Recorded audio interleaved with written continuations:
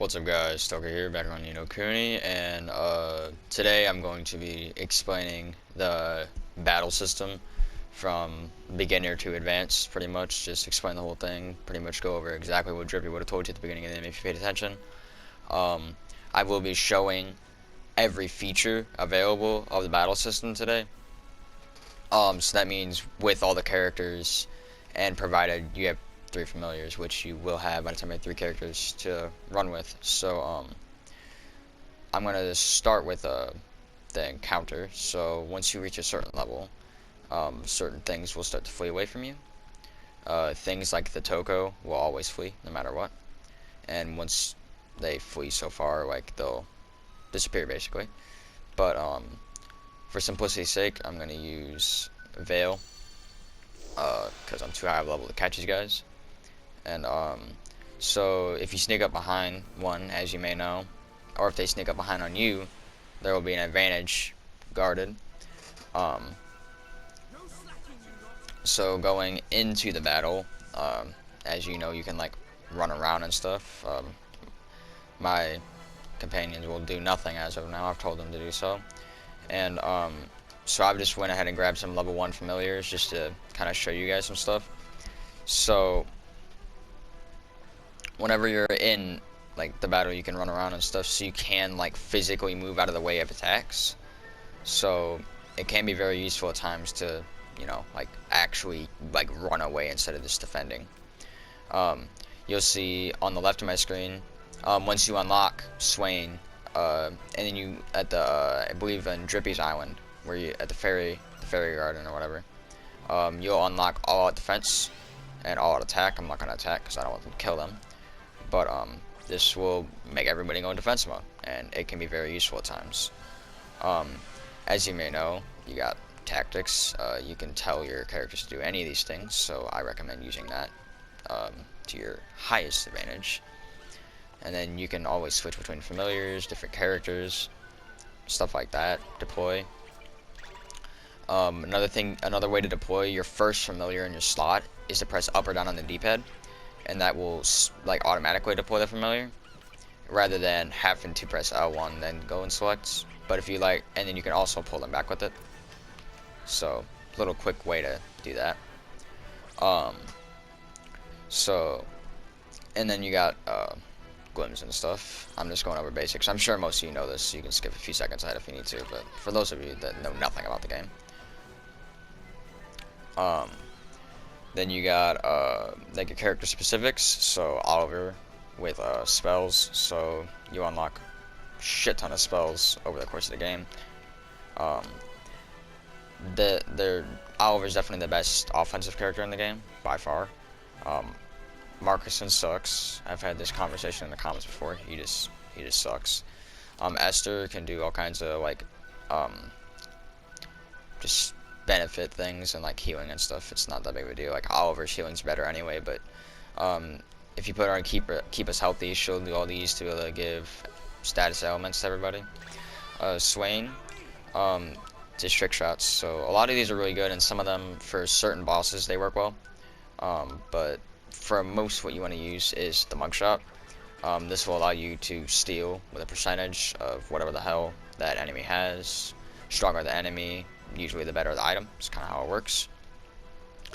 And another thing I wanted to touch on was so in the merit awards you can get something called the jumping jack, and for slowly moving familiars like the Babana Buncher, Dinosaurus, stuff like that, jumping is actually faster to move around, so it's actually a useful thing, which is something kind of interesting.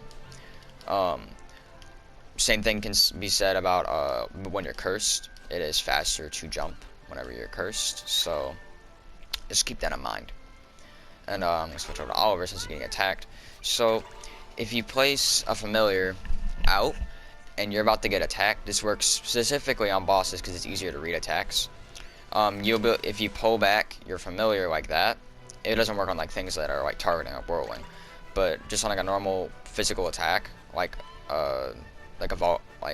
anything that the volcano boss does, or like anything like that, just like a standard like big ass attack, I like to call it like the pole dodge. So like you literally can just pull the familiar and wherever your character is, so it'll physically move your position in your hitbox that way you're not actually taking damage. Not the easiest thing to use all the time, but it can be very useful and has saved my life in a lot of scenarios. So it's a little more of an advanced tip, but it is a tip. And on the bosses and stuff, it's like it counts a lot more than you think. On nightmares specifically, it helps a lot. But I mean, other than everything I just told you, that's pretty much what the battle system of this game is. And if you have any questions down in the comments, feel free to ask, because I'm more than happy to help you guys out. But this game has a very complex battle system compared to some, just because of the 3D aspect of it. But it's quite easy when you get the hang of it. But provided you don't die, you always keep the items you steal with Swain, and that will allow you to keep them and stuff. For post game people, if you have not completed the game and you don't really want to know anything, just don't, like, literally just skip ahead. So for post game people, you want to always, and I mean always, mugshot golden familiars post game, because they often have things like scrolls of truth. Well, scrolls of truth are only for honky donkers, but the what's it called? Trolls tiers, yeah. So I got 26 trolls tiers from just 26 troll tiers just from grinding in the Golden Grove for trying to get. I was like completing the familiar thing because somebody mentioned about platting the game in the comments the other day, and I was like, you know, I'm probably just gonna give it a shot, because I platted it back on PS3, but I just decided to give it a shot now. But yeah, trolls tiers, I got a shit ton of them. I mean, it was like 2 or 3 hours of grinding because the golden elephants were being dickheads, but I mean, I got plenty of troll tiers from that, and that's more than enough to make everything, as far as I know, that you need to use troll tiers with to make at least one of everything. Scrolls of Truth will be the bane of everybody's existence, as always. They're just the most annoying thing to get, and yeah. And then the K-Lead Stones, but this isn't the topic of the video, it's a battle thing. So, if you guys did enjoy and find this somewhat informative, leave a like, and it'd be appreciated to give a sub, because being that I'm platting the game, I'm gonna be documenting a lot of strats that I used, especially for familiar captures. Sometimes in some places it's buggy and weird, and there's strats that I've come up with, like in Old Smoky and Deep Dark Wood and stuff, to be able to grab the golden ones and get them a lot more consistently. So yeah, I'll be documenting a lot of that and just other tips and tricks. I just kind of have a list of videos and I'm gonna start working on. But I did take a long break from the game, and now I'm back into it. So, and this will be my progress report. I'll show it at the end of my next video. It'll probably be the same, but only thing I need to do is alchemy for my platting the game, and that's it. And I just gotta finish the one task, but that's alchemy stuff. So I will see you guys on the next one. Peace.